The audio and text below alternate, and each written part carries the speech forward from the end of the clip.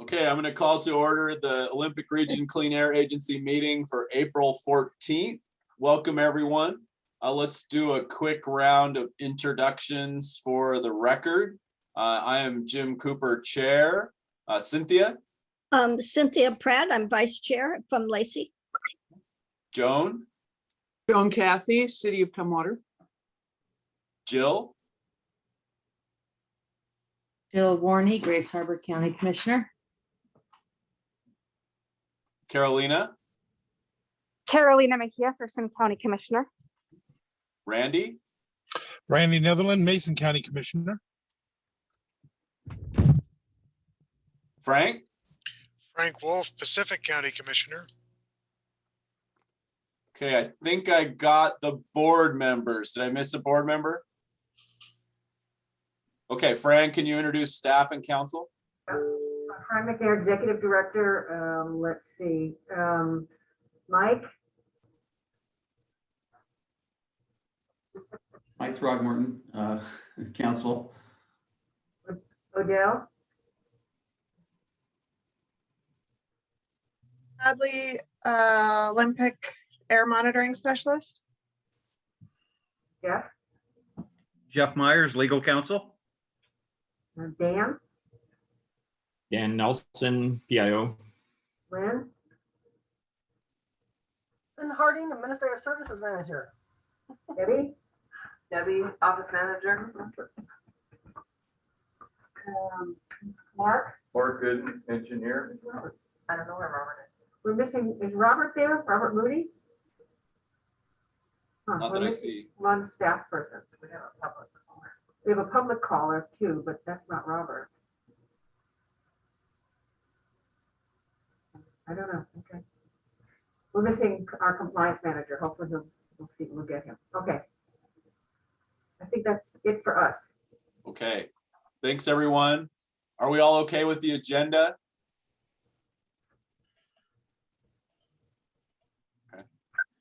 Mr. Chair, move approval of agenda. I'll second that. All in favor, say aye. Aye. Aye.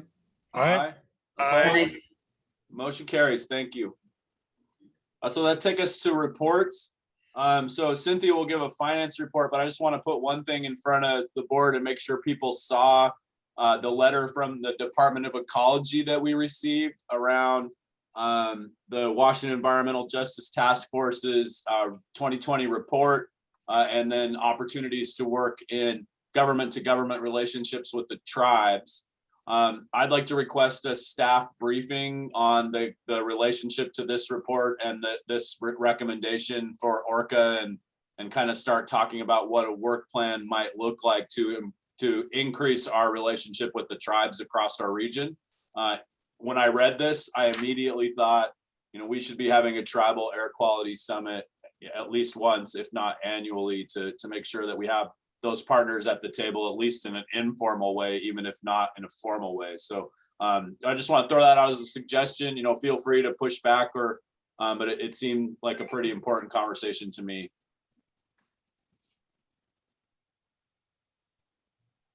Jim, is this the first time this has happened? Is this I've never gotten a direct communication from the Department of Ecology as a board member ever. Right. But is it the first time it's a tribal reach out? We do have and Fran can talk about this more. We do have some relationship with some of the tribes around the region, but to me, I'd like to try to be fully inclusive if we can figure that out. I know it's a big lift because there's just Clallam County alone, they have, I think, 8, and we have 4 in Thurston County. So I know there's a lot more. Yeah. Okay, thanks. Just informally, we work with the tribes in our region. We work with, Odell works a lot with the folks up in Neah Bay. We've got a monitoring, up on Neah Bay where we, work with them back and forth. This letter that came out, it paints a picture that's not actually really accurate. We are involved with tribes. There were questions that arose when There was questions that arose when we were told this letter was coming. There's no conversation with us. It was just read to us, all the air directors, and told that it was coming out. So we had no input, no involvement, nothing.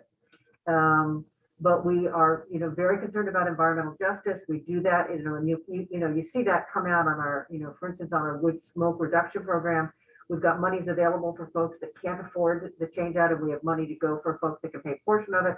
So we are keenly involved and keenly, aware of these situations. It would have been nice for ecology to have a conversation with us before this came out. And we're happy to, brief you on where we are and what we're doing. That's perfectly great. But this came out of left field, just so you know. Okay. And none of Yeah, the- that's all I'm asking for right now is, where are we at and what are our opportunities? And then we can go from there. Okay. Anything else on that? Okay, Cynthia. Okay, so we covered a lot of information. We're almost finished with our 2021 budget, and we actually have spent revenue. Revenue is coming in at 86%. Expenditures were 71%. Revenue seems high, but we also had a revenue from a fine that for after the fact construction, and that occurred in Aberdeen, FCI, and then let me see, almost all our wood stove revenue, but not revenue, but grant is spent 80%. On the 2022 budget, we our investment seems to be down some, and then we had a discussion on burn permits, and then our employee benefits, did I just say that, is down as well. So that helps. And then we went over the 2022-23 budget items.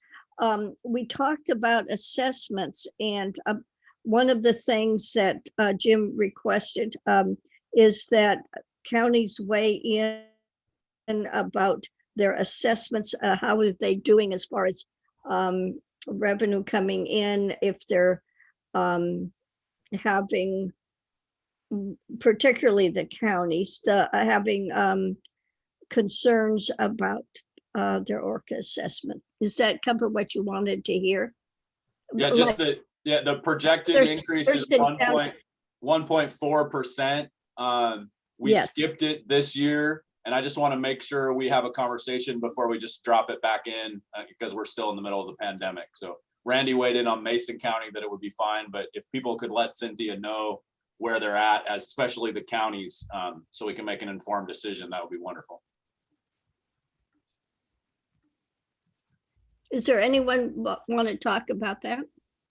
We did not increase the assessment this year, this fiscal year, by the 1.5 that all the other fees went up by. So it's an increase of 1.4% over the fiscal year 2020 number, not 2021 number. Oh, 2020. Okay, yeah. Is everyone, I know Thurston County seems to have done relatively well, but I don't want to speak for Carolina.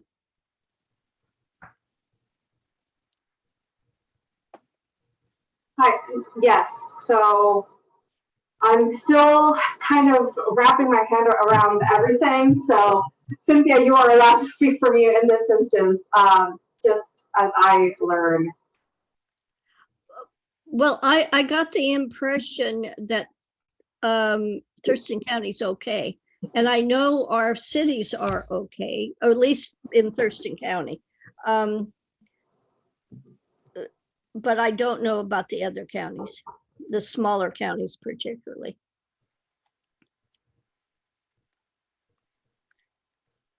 Well, everyone just jump in. I would just say if folks have a comment about that, it's okay if it's not top of mind, but let Cynthia and Fran know.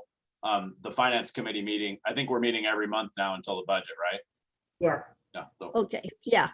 And that would be helpful because if there is some concern, then we need to at least discuss it and come up with ways to help. So, okay.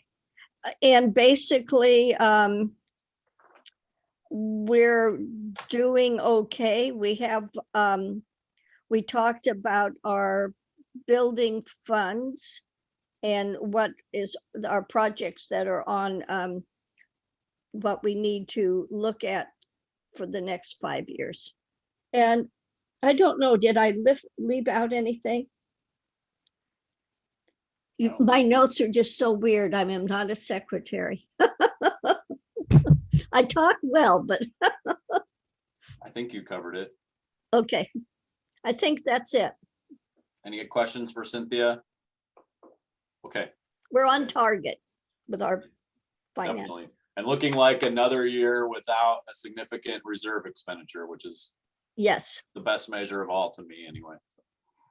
that I do want to stress that we don't think we have to use reserves.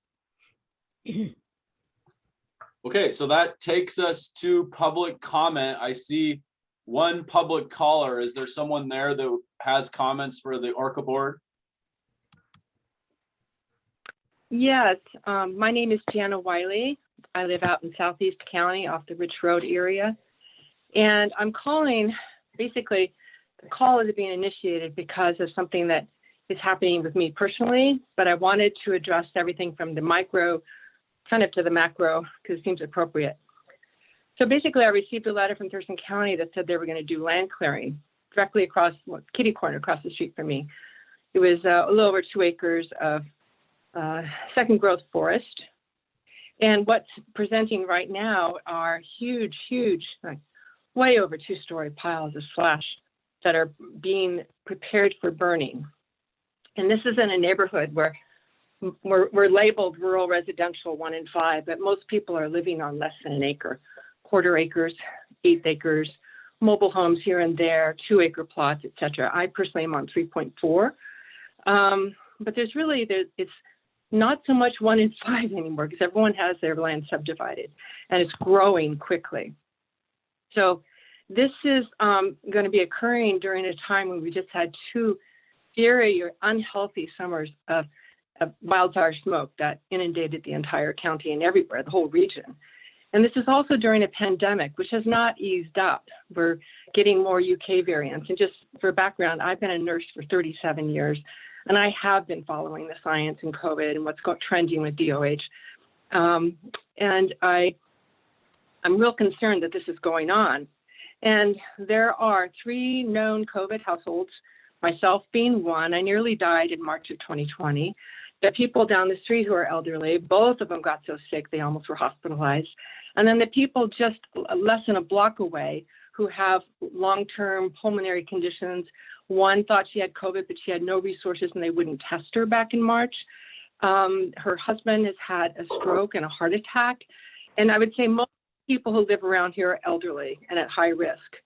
And because of this, everyone else is chipping or hauling their forest debris away, except for this young couple who are physical therapists who bought this land. They plan to burn because it only costs them $224 for that burn permit and the time for the people who are going to be burning to do it. So it seems to me that, I'm just really concerned, especially because I have an underlying condition that will require a lung transplant, probably in anywhere between 3 and 7 years. So the idea of smoke enveloping me from green forest debris of huge proportions, and I tried to send pictures and videos to ORCAA so they would know what this looked like, is inconceivable to me. So it'll go on for a long time, and they are just directly, they're the north west of me. So typically in the summer, as we go into late spring and summer, the winds come from these areas. But as a matter of fact, the winds will shift in all directions. So everyone's going to not benefit from this smoke. Moving on to sort of regional policies, Thurston County could actually update their definition of rural residential, because this definition is implying that we are just living out here in the boonies, and we're not. We're a very tightly packed community. And it seems like that burning in this type of environment and during this pandemic just seems a little bit egregious to me. So then going into the macro. Can I ask you to work towards a wrap up, please? Yes, I will. I'm on the last two sentences. Thank you. Perfect. The state could be right, because the state law has WACs and RCWs for defining burn bans and where to consider them, like in urban areas.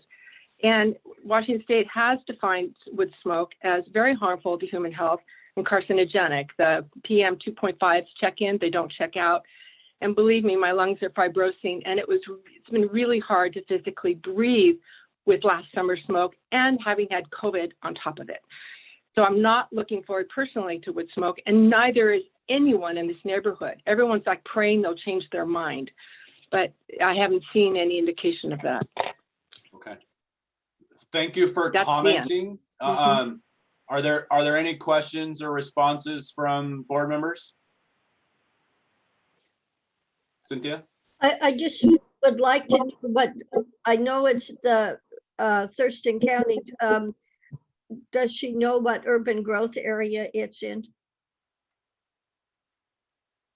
Which area? I don't know. We're defined as rural residential. I'm looking at the permit for this and the application to log and to burn. We're defined rural residential 1 and 5. Can you give us some major cross streets so we know where you are? It's not in a UGA, Miss Cynthia. It's not in an urban. I can give you. Oh, it's not. Okay. No. Okay. No. Okay. So I live between 79th and 77th, right off Ridge Road, and this lot is located at 3845 77th Avenue Southeast. Their corner of their property and the nearest burn pile is at 100 yards from me. Okay, thank you. Carolina?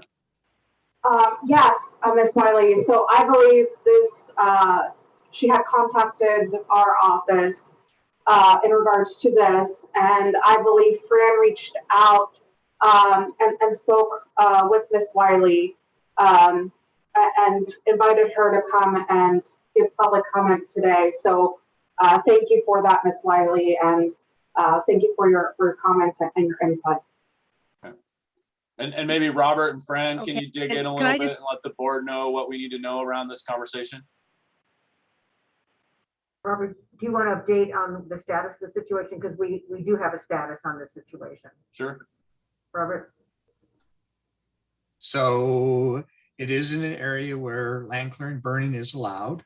Our past attorneys have told us that we cannot reject an application to burn, we can condition it. So we have met with the hired contractor that's doing the clearing and has applied for the burn permit. We have talked to him, and he is willing to work with us as far as choosing wind direction, having fan on site to improve combustion. So we're looking for a south-southwest wind to carry the smoke away from Ms. Wiley's residence. And the other condition is they can only burn Monday through Friday, so when we're here, so they cannot burn on the weekends when we're not available. So we're trying to be, and Allie is really great. Allie is one of our compliance staff, and so she is on this thing. So again, we're trying to be as careful as we possibly can. Great, thank you very much. And can I say something in response to that? Can I just say something in response to it? My question was, if it's really quick, we don't have a practice of back and forth during our board meetings, though everyone would love to talk to you one-on-one. So please, just a quick response, I'll allow it. Okay, well, we know that slash piles don't just stop burning on weekend, they keep smoking. And I question why lift the COVID burn ban now when we have the UK variant clearly within our community circulating, especially to the younger people. And we're poised to have even more COVID. Okay. Thank you very much. We really appreciate you being here. We don't get a lot of public comment, so you perked our ears and we'll be paying attention. Thank you. Okay. Anything else from the board or staff on that? Okay, so that takes us to our consent agenda. Is there a motion to approve? I move that we pass our consent agenda. Second. We have a motion, a second. Are there any questions, comments, or polls? Hearing none, all in favor say aye. Aye. Aye. Aye. Opposed? Motion carries unanimously. Thank you. So that takes us to a presentation on the wood stove reduction program and air quality. I apologize for not knowing who I'm going to. Is it Dan? Odell? Odell. Okay. Yeah. Sorry, I was trying to find my unmute button. So a couple of months ago, and one of the commissioners asked about whether or not it's our programs that are resulting or that are causing the long-term reduction in PM 2.5 in the region. And I said I would look into that and look at the data and try to come up with something more concise. So it's taken me a couple months to get through that. And Dan may have some things to add to this because I have some of the data from Dan and I will try to accurately describe what's going on there. But Dan, if I mess that up, please feel free to jump in. So this should be pretty quick. Two variables control PM 2.5 concentrations. The first one is obviously the amount of PM 2.5 emitted.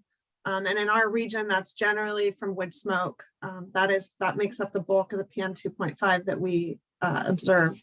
And then the second one would be weather. So wind speed and atmospheric stability. If you have low winds or thermal inversions, then the smoke doesn't go anywhere. It doesn't just disperse. And so as you're emitting the PM 2.5, the concentration just grows and grows. And so we get these really high concentrations. There's a little bit of feedback there, especially in the winter when we have these thermal inversions and low wind speeds. They're usually accompanied by very cold temperatures. And so those cold temperatures mean more wood stoves and fireplaces are being used. And so that increases the emission of PM 2.5. So there's a little bit of a feedback there. So what our programs are aimed at doing is really, we can't do anything about number two, but we are trying to reduce the amount of PM 2.5 emitted, especially during these cold inversions. And so that's why we target wood stoves, because those are the ones that are more likely to be used when it's cold. So one of the things I did. Odell, do you want to share your deck so we all see the same thing? Oh my goodness. Yes, I'm sorry. I forgot to do that. I see everybody trying to find it in the packet. Sorry. I've got it, but still. So let me go back to screen two, share. Can you guys see my screen now? Yes. Okay, great.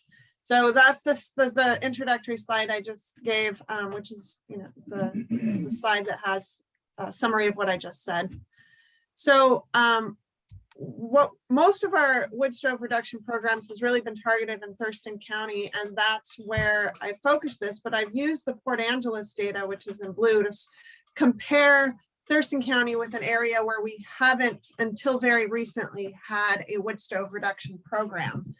So this first slide basically just shows you the last 20 years of average, of the number of days each year that we experienced unhealthy for sensitive groups or worse. So it could be unhealthy for sensitive groups, unhealthy, or even very unhealthy. And so if you look back at the early part, around 1999, 2000, 2002, in Lacey or Thurston County, we regularly were over 20 days every winter where air quality was unhealthy for sensitive groups or worse. And over that time, it has come down to much lower. So in most recent years, we're under 10, averaging 5 at the most. So that's great. We see a similar trend in Port Angeles. They were a little lower and they've come down. So the first big drop we see is around 2007, and that correlates to a statewide ban on burning yard waste in cities and urban growth areas. So that was both in Clallam County and Thurston County. 2011 is the first year of our wood stove changeout program. And that's in Olympia, Lacey, and Tumwater. And then we see a slight peak that comes back up right after that, and then a drop again as that program continues. And then in 2015, the wood stove changeout was extended to all of Thurston County, not just Olympia, Lacey, and Tumwater. And since then, we've actually seen no days greater than, I think, 6 in 2017 was our highest number of days that were worse than unhealthy for sensitive groups. So the other metric to look at that is the average concentration per January, February, November, and December. So you can see that both Thurston County and Clallam County show a very similar decrease at the early part of the 20-year time span. But then as we move toward the later time span, we actually see a stronger decrease in Thurston County than we saw in Port Angeles. And this decrease is despite a population increase over that same time period. So that's pretty good. So Thurston County saw a 41% increase in population and a 56% decrease in PM 2.5. Clallam County, a 19% increase in population and a 43% decrease in PM 2.5. So the last thing I want to look at is whether it's us or whether the weather is changing. Maybe we're not seeing, maybe it's not as cold, maybe it's not as stable. So I looked at that. This is a probability function. So this on the left, it basically shows you the frequency that we see temperatures in a given range. So the average here is 10%, and this is just in the winter, November, December, January, and February, because that's really when we're targeting for the wood stoves. And I wanted to make sure that wildfire smoke didn't mess us up in this data, so it's not included. But you can see that so the first line, the blue line, is 1999 through 2005, and it's just basically this shows the percentage of time we saw temperatures at a given range. So for example, 20 degrees was around 2%, or 20 degrees Fahrenheit was around 2% of the time. 40 degrees Fahrenheit was around 10% of the time. So if you have questions about this, let me know, but it's the easiest way to show that. But basically the take home here is that we didn't really see any shift in temperature in these 5-year time spans. So 1999 to 2005, and then 2006 through 2010, 2011 through 2015, and then 2016 to 2020, they all look almost identical to each other. Oops. And then the second one I looked at was hourly wind speed. Same thing. This is the probability frequency or probability at which we'd see wind speed for the hour for all of these different time spans. And again, they look identical. So that shows us that at least temperature and wind speeds have not changed over the last 20 years. And then the last thing I wanted to look at was the frequency of these long, cold, stagnant spells. And so what the blue bars represent is the number of cold that's less than 35 degrees Fahrenheit, stagnant, where wind speed was less than 5 degrees for the entire day, for days lasting longer than 48 hours. So okay, so the wording there is a little bit weird. So obviously days don't last longer than 48 hours. So what I mean by that is if we have one cold stagnant day, so 24 hours, and then the next day is really windy, we're not going to see that buildup of pollution. So I wanted to really just say, okay, when were we seeing 2 or more days of cold stagnant air? And I guess that's what I should have written. But I've done this in terms of days. So I converted the hours into days for these blue bars, and that's on the right hand side of the axis. And then over here is the same plot I showed you before. So number of days at unhealthy for sensitive groups or worse. And so you kind of see it go up and down. You see the number of stagnant periods we have go up and down. You see this big drop here in 2010. We also had a big drop in number of stagnant days, but overall, they haven't really changed that much. So I think based on this data that we can really safely say that our programs of reducing wood stove use is what's driving. And I actually, in addition, I should probably also say the outdoor burning being banned from the urban growth areas in the cities is also contributing to this. But most people don't do a lot of burning in the winter. So this is again, November, December, January, and February. So I really think that this is our targeted, looking at wood stoves. And I think it shows that it's been really effective. And that is all I have for that. So let me know if you have any questions. Great. That's cool. Thank you.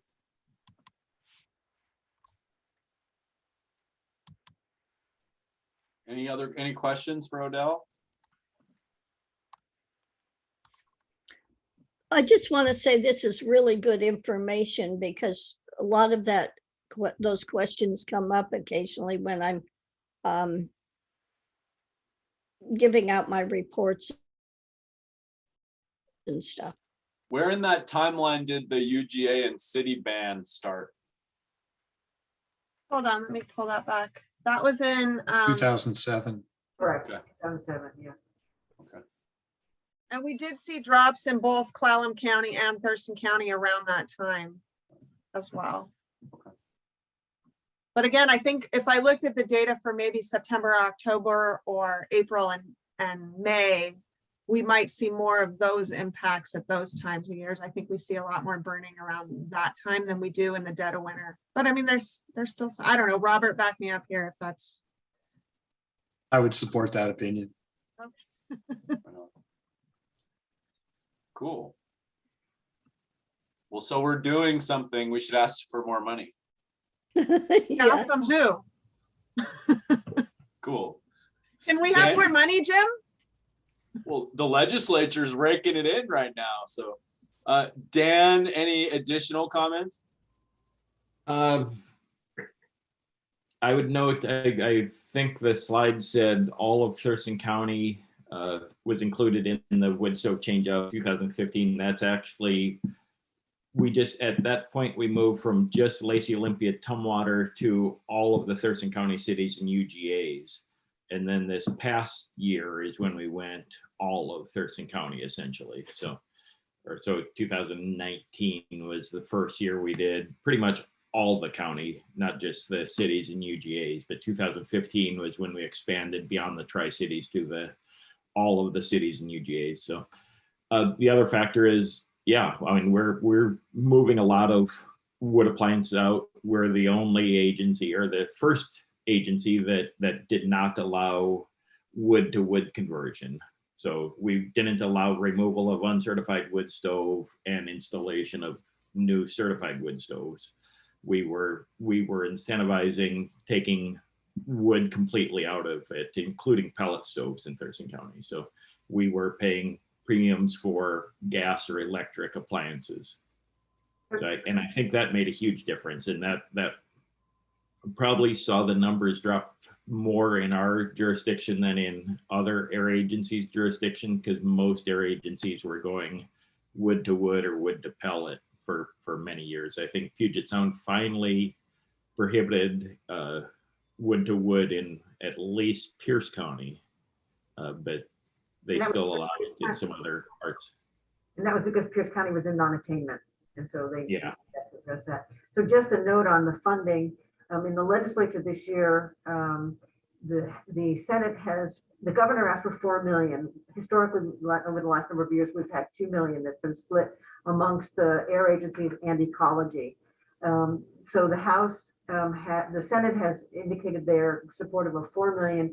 The House is 3 million. So in any case, we're going to be more than what we've had in the past. And any money, I assume, well, it still may come out through 4 or 3, because in the capital budget you can reappropriate it really easily, anything that's unspent for the air agencies, it's pretty much, and Dan, I'm sure will cover this in his talk, but what can happen is if there's any money that's left over, it gets moved into the next biennial budget for capital spending. But my hope is that we get either 4 million or 3 million to divide up, and which is $1 million more than in the past. Jim, I have a question. Well, actually, it's not to you, but so can this data be used to augment, to make sure that we get funding in the future for this program? I actually use this, I've already yeah, I give it to ecology. We had some issues that I can chat about during my report. So I've already used it. Good. Yeah, it's cool. I would love to be able to transmit something around this to our entire legislative and congressional delegation. It's pretty significant when you think about both health and climate. Cool. Yeah. Anything And else we for definitely Odell will or use this. Dan? Oh, go ahead, Dan. I was just saying in response to the previous question, I will definitely use this in the next grant cycle. It's good data to have. It supports our program, and it's encouraging, hopefully, for other air agencies and for the state to allow us to expand to other parts of our jurisdiction, at least with the recycled program. But it's great data. I mean, we needed somebody like Odell who can process the numbers and make it understandable to the layperson. So it's great data to have, and we certainly will be. We're asking for more next year, and I'm confident we will get the majority of our ask if things go as planned, just because of the success of our program. Good.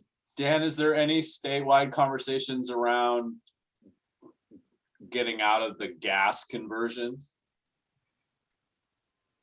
It's not really been it's been discussed a little bit in the climate change venue, but that's one area where we're kind of at opposing views with monitoring or worrying about ambient air versus climate issues. They're not always going to line up.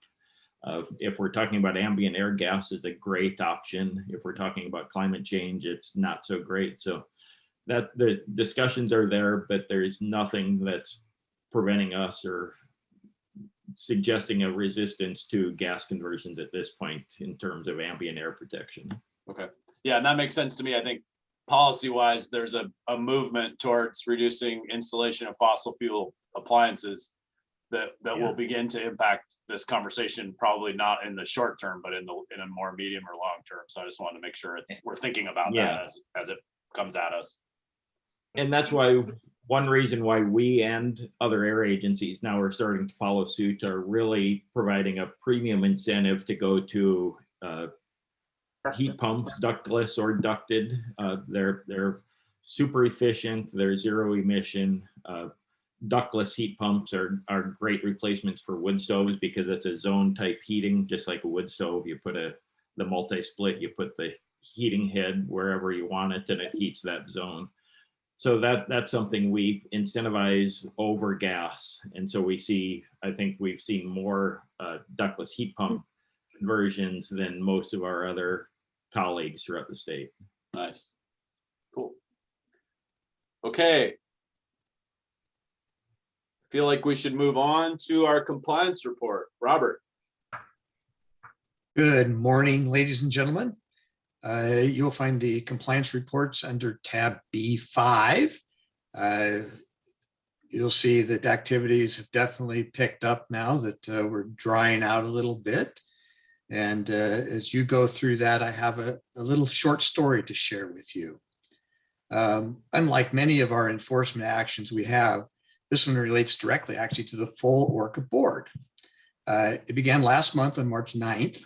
We had received a complaint regarding outdoor burning in the Lacey urban growth area. We talked a little bit about UGAs here already. we arrived and confirmed heavy smoke caused by a resident burning limbs from some of his trees. He was told that burning was illegal and a notice of violation would be issued. The homeowner extinguished his fire. Normally, you'd think that would be the end of it, but later that day, some of Dan's stuff Dan got involved as well. He received a Thurston County residential burn permit application. It comes in online. He noted because it was in the urban growth area that he denied it. And he replies back to them and says, your burn permit's denied. On March 10th, we received another complaint that this person was burning again. He'd cut down additional trees and was burning the limbs. I did mention that we had a residential burn permit, and part of that burn permit is they include a phone number. So because we had a phone number, we called and, the person asked how much the penalty would be if they continued to burn. We get that occasionally, but that was, so he was told that it could be as high as $14,915. And he just responded to us that he was going to keep burning. To bring the story around to the impact on the ORCAA board, it appears that when they felled the tree that morning, one of the trees damaged a power line, which then blew a transformer. That left 1,200 people without power. It also shut down Comcast internet. ORCAA uses Comcast internet to host your monthly board meetings. So in summary, an outdoor burn violation was related to your delay of your March 10th, 2021 monthly board meeting. So Yes, Wow. I was heavily involved. Well, there's a editorial for the paper.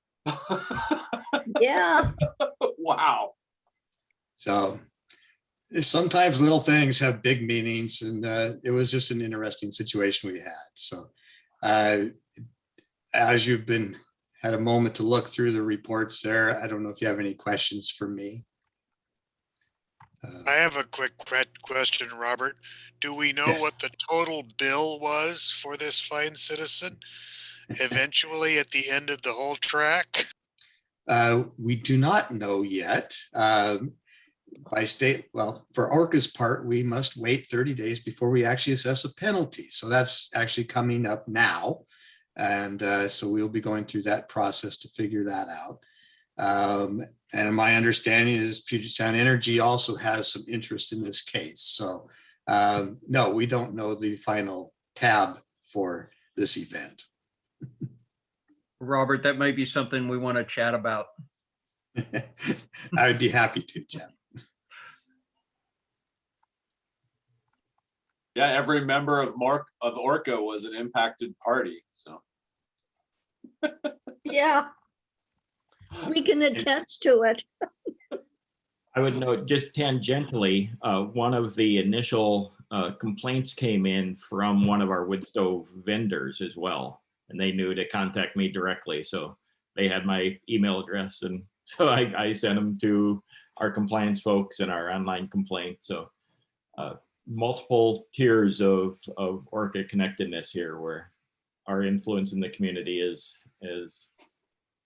paid off, I guess. right. Any other questions for Robert? Good story. Thank you, sir. Thank you. Mark, engineering.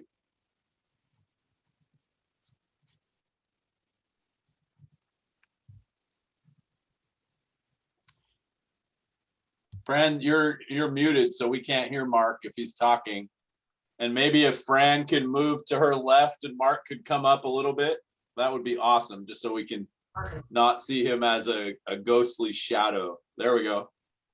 Okay, Owen, you're unmuted. Good morning. That was a good story.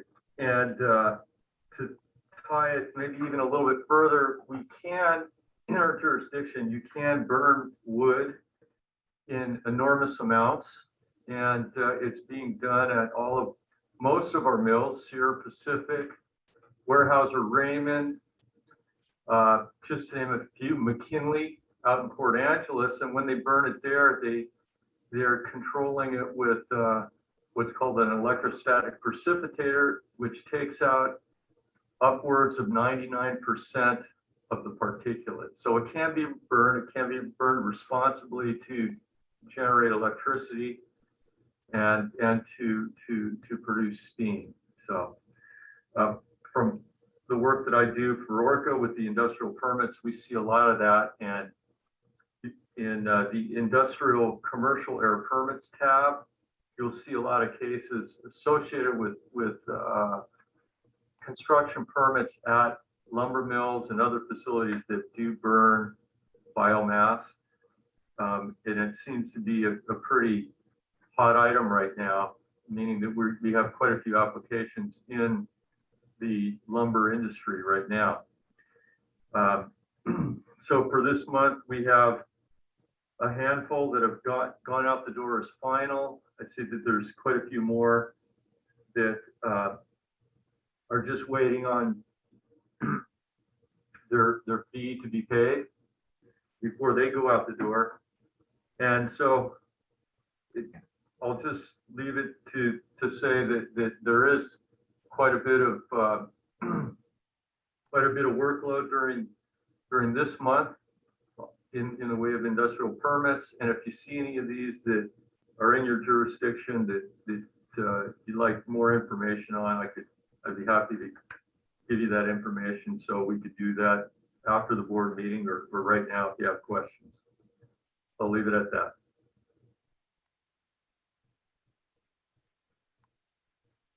Questions for Mark? Okay, thank you. Actually, I have one, Mark. And maybe we talked about this last month. I can't remember where I heard it. Is there a new wood waste facility proposed in Grace Harbor County? New.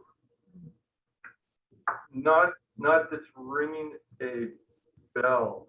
You're talking right about now. composting? Something I heard, I think my dad's on the Elma City Council, and he told me they're gonna build a plant that burns wood waste to make fuel for United Airlines in Aberdeen or Hoquiam. It sounds like that's on the planning drawing board. So if it's on the planning drawing board, it's nice, and we sometimes get in the loop at that point in time. But if we're invited to a meeting, you know, at that stage of the game, but usually we become intimately involved when they have funding and they hire a consultant and they actually can submit a permit. So we come in early in the planning stages of projects often, but not with all of the cases.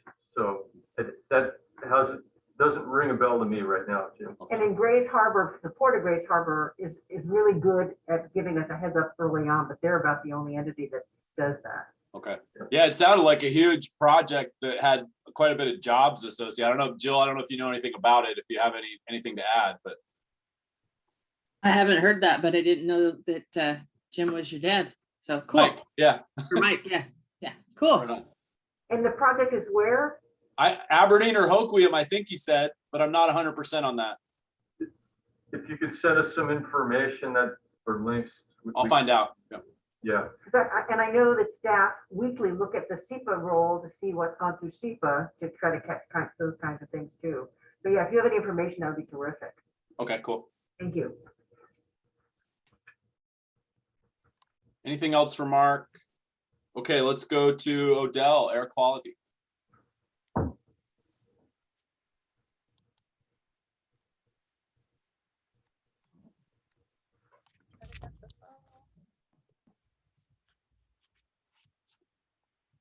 Right? Can you see that? Can everyone see that? Odell, you got to speak up. I can't hear you. Didn't I hit unmute? You're off mute, but your volume was low. Oh, weird. Can everybody hear her? I haven't started talking. Now you're fine. All right, I'll speak up. Last time Debbie said I was yelling, so I didn't want to do that. Okay, so, yeah. March was a great month. Sorry, that was my dog.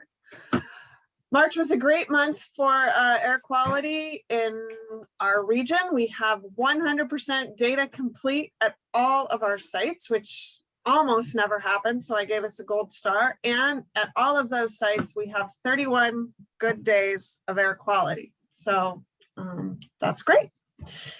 We also installed ozone back at the Lacey site. It's a summer pollutant, so it's not really a problem in March.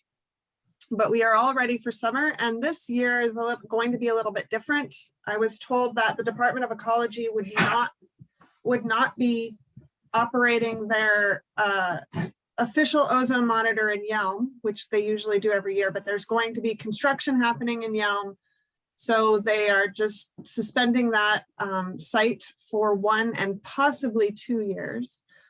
And they are not, and they're actually suspending another site, I think in Issaquah.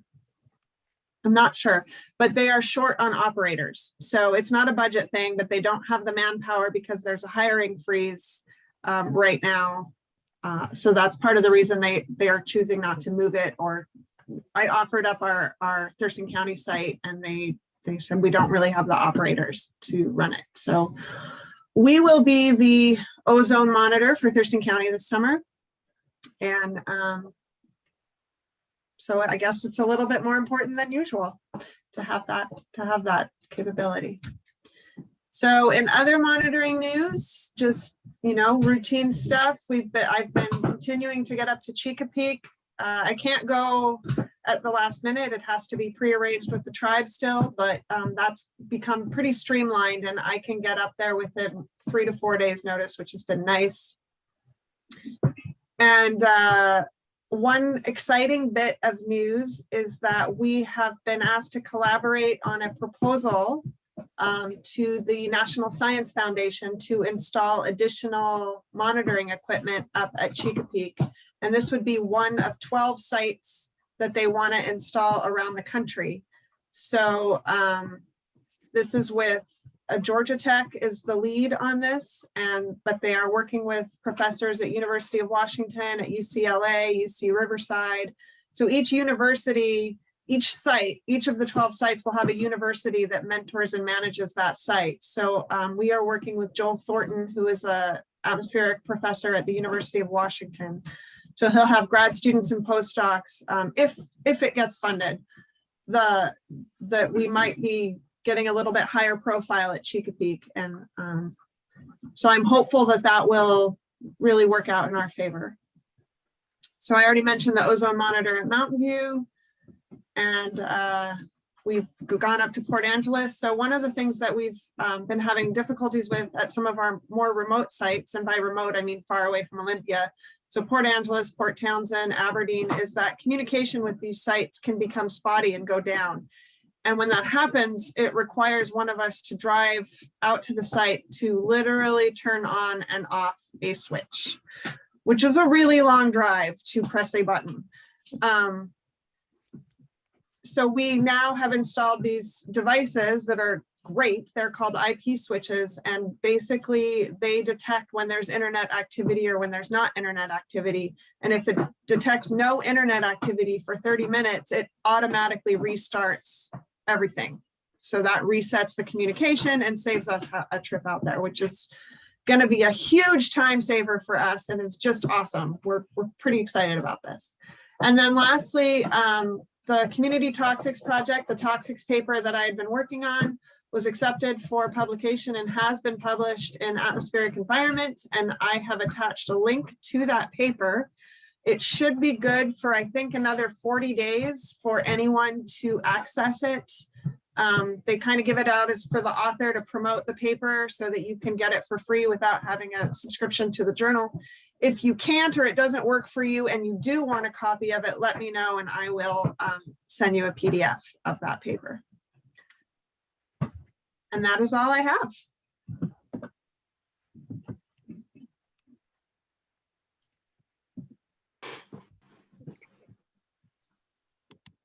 Do you have to pay a fine at your Rotary or your service club when you get published? That's really cool. Congratulations, Odell. Thanks. Any questions for Odell? No, but I am looking at the link. It's pretty neat. I just want to add that Odell did such a spectacular job writing this up that typically there are comments and feedback that are returned for Odell to update, but they accepted it all as submitted. So I just kudos to Odell for doing just a fine job. She really did. It's awesome. I mean, I did have the comments and the feedback and I addressed those comments. And then usually you have to wait another 2 weeks. There's a little bit of back and forth, but after the first round, it was accepted within 24 hours, which I have never experienced with any publication ever. And I'm not sure if they were just trying to get it in for a specific issue. I am kind of curious as to what was going on, but yeah, it was an interesting. Every time you submit a paper for publication, it's a new experience. And, you know, the peer review process is always a little bit different. But yeah, Lynn's right. That was weird. No, it wasn't weird. It's great. So congratulations to Odell. She worked hard. She really did. We have a great team for keeping our work on the map. That's awesome. So congratulations. Any other questions for Odell? Okay. Let's go to Dan for education and outreach. Okay, well, we talked about wood stoves, and Cynthia mentioned our existing grant has been mostly spent. It is 100% allocated, so I've got pre-approvals to spend every dollar of that. We did ask the state for some additional funding, and it's taken a while. It looks like we will get some additional dollars, and I'll let Fran go into the details and politics of that. But the bottom line is we've expended our grant more efficiently and faster than the other air agencies, certainly faster than the state ecologies regional offices. And it puts us in a good position to seek a renewal of the grant next year. And like I said, we'll ask for more. Last year, or the last budget cycle, we asked, I think our ask was for 275. We initially got 265, got an additional 30 or 35,000 from the state 6 months ago, and we're asking for another 10,000 now. So we should have a good backbone to get us over 300,000 for the next biennium, which is what we're budgeting for. I'm hoping I'm going to ask for 350, knowing that they usually cut it down and don't give that to you. But if we get the full 350 for the biennium, we'll be thrilled and can certainly use it for, hopefully for all of our jurisdiction. There's some issues we're trying to work out to open up the geographic range of that as well. Outdoor burning's been pretty active, as Robert noted. Lots of phone calls, lots of emails back and forth with people.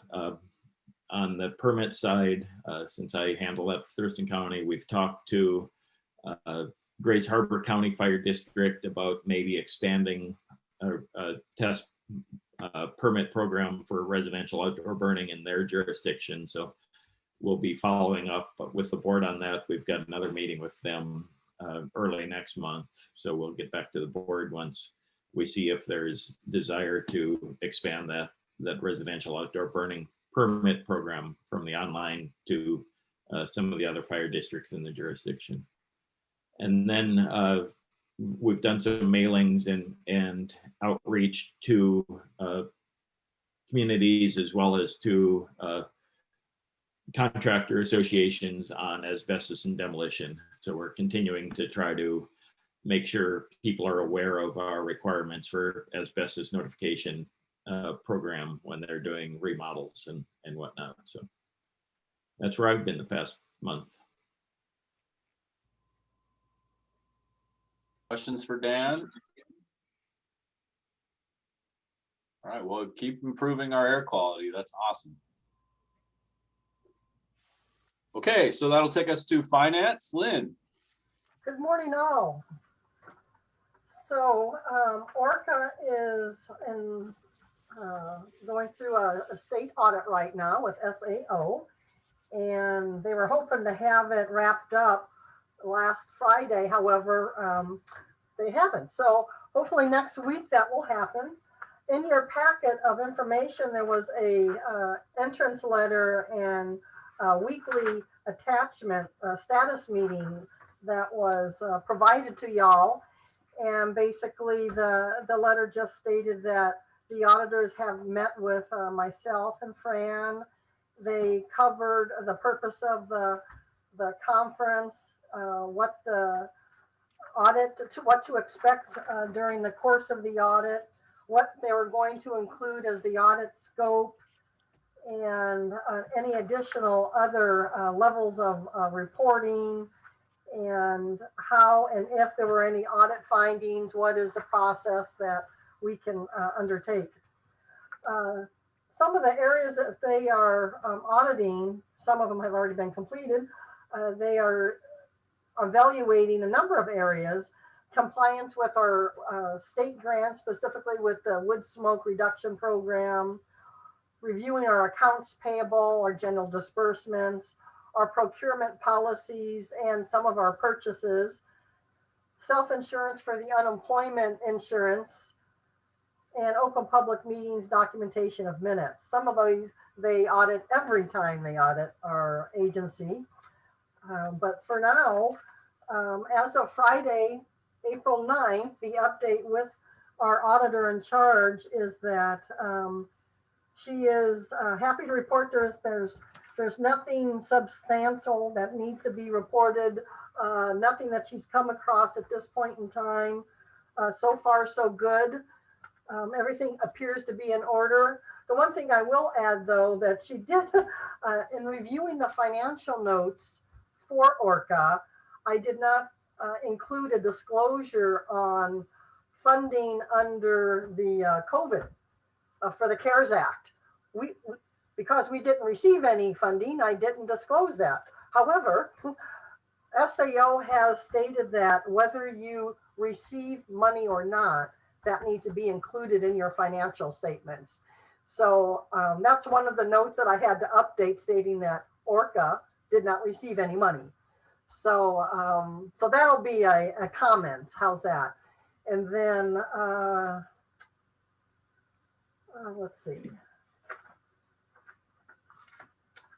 That she will be, Hannah Heelan will be providing a update to the board in either our May or our June board meeting, depending on her timeline and how close she gets to completing the write-up and is prepared to provide you board with an update. And that'll be to the full board. And that'll be considered our exit conference. But so far, so good. Our next, our Ewell City application that was submitted to AWC in February 1 has been approved. And what that means is for calendar year 2022, ORCAA will continue to receive the 2% reduction in premiums. And our wellness committee is active with a new challenge starting in May for ORCAA staff. It's really an activity wellness challenge, race to the finish. So we're trying again to keep ORCAA staff engaged and mentally and physically. And Cynthia's already provided you with, our 9-month fiscal year 2021 update. It's all good news. Like she said, we're 86% in revenue received and 71% in expenditures.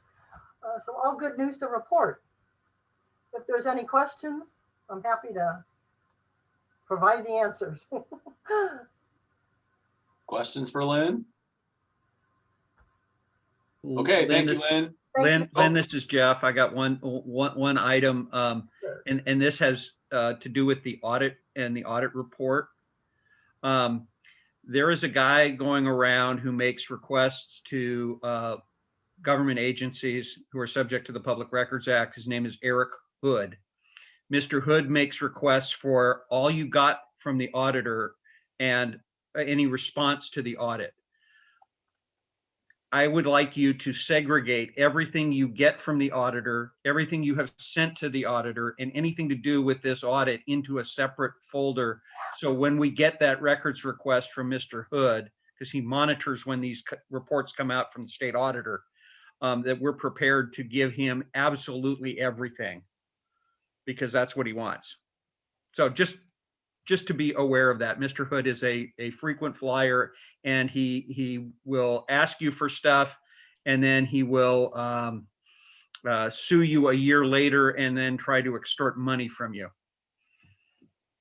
Okay, I hear you loud and clear, Jeff. I appreciate the information.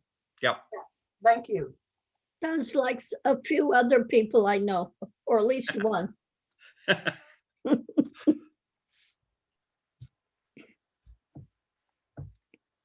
Great, thank you. Good comments.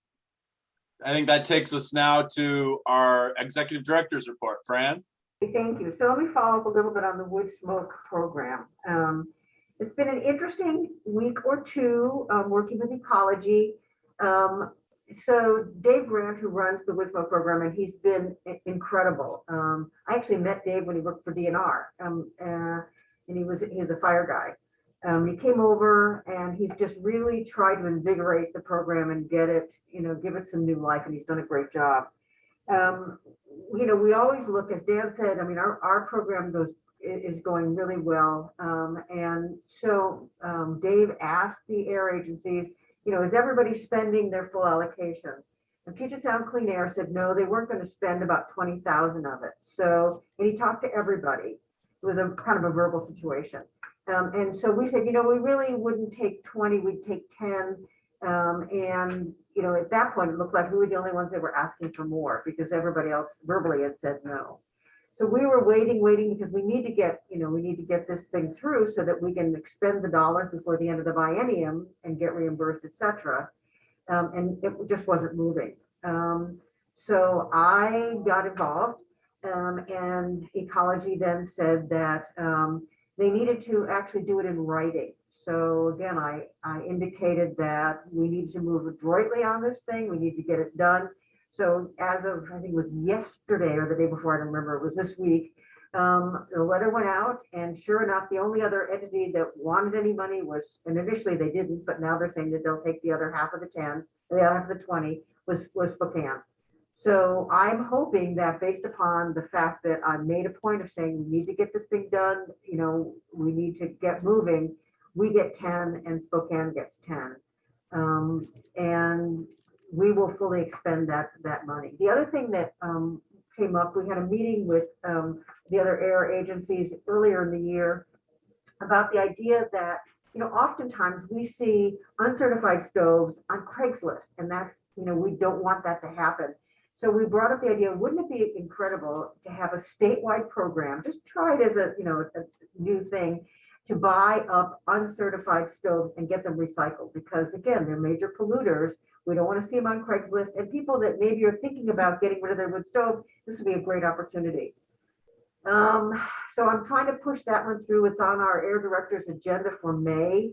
I don't know if we'll get it included in next year's next year's program, but all the other air agencies are really interested in this. So it's kind of feels like we're sort of pushing it uphill with ecology, but I'm hoping with everybody talking about it that we can get this thing through, because it's a great idea. It's another way to get rid of these polluting stoves. So that's really critical.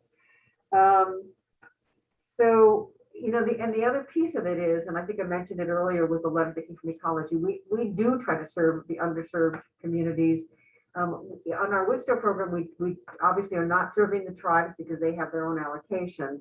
But we work collaboratively on so many air quality issues with the tribes, and also on things like, I work with the Nisqually tribe quite a bit on burning. So there are situations in Nisqually where there are non-tribal members that are living on tribal lands. And so it makes it kind of, a difficult situation, but we've got such a good relationship with Nisqually that they send their enforcement folks out, and we work together. So we work on air quality, we work on enforcement, we work on a variety of things.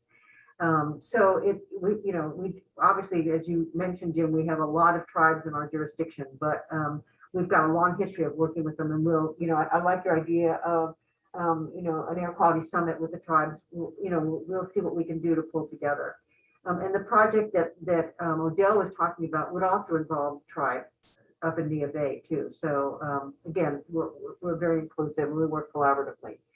EPA, this is kind of cool. In the EPA budget that the president has proposed, there's an increase of $91 million over fiscal 21 for fiscal year 20 over fiscal 2021. And the president is also asking for greater flexibility of grant funds that are being provided by EPA, and that there'd be additional dollars that would go into 105 and 103 funds, which are the monitoring monies that we get. Our money that goes for the pays for Chesapeake that's $103. And there was a move afoot before in Congress to move the $103 into the 105 allocation. And again, luckily that has not gone through. And the reason it's good for us is the $103 are the only funds that come directly from EPA to us without having to go through ecology. Our $105 go through ecology and they take money off the top, and you know, that's how that works. So again, we're hoping that EPA gets additional funding in this next fiscal year, and that we see some of those dollars coming to our region. So that's really good news. And I think that's about it for my comments, but I'm happy to answer any questions that you have. Questions for Fran? Okay, thank you. So that, hang on just a second. I want to get to my note here because we're going to go into executive. Oh, actually, anything for the good of the order?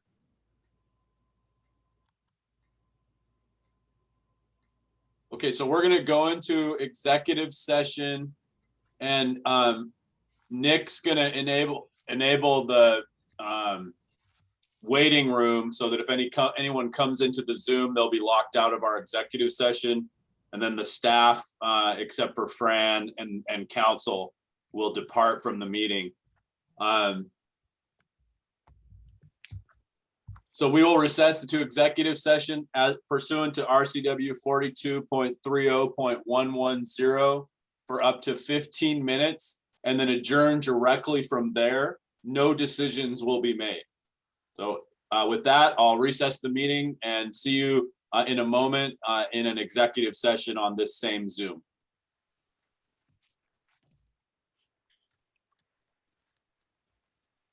Okay, Nick will let me know, or someone let me know when the recording is off and we are secure.